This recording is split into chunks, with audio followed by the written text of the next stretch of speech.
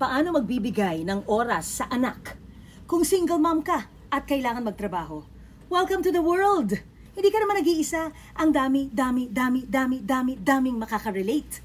So let's not be pa-victim. Hindi naman talaga tayo hero.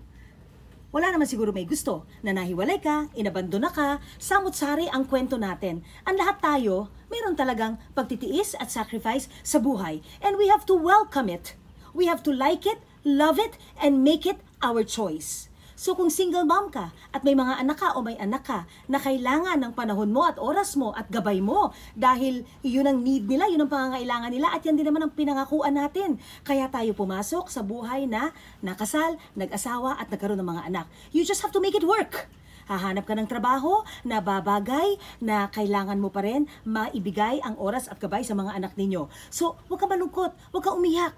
Don't get so frustrated because many are in your situation. So, hindi ka special. At sasabihin mong, okay lang yon, I will make it a choice. Hahanap ako ng trabaho at kakayanin ko alagaan ang mga anak ko. Paano?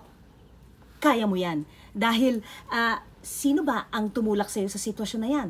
Kasalanan din ba ng mga anak natin na nahiwalay ka? Hindi naman, di ba? Kaya gagawa tayo ng solusyon. Think about that.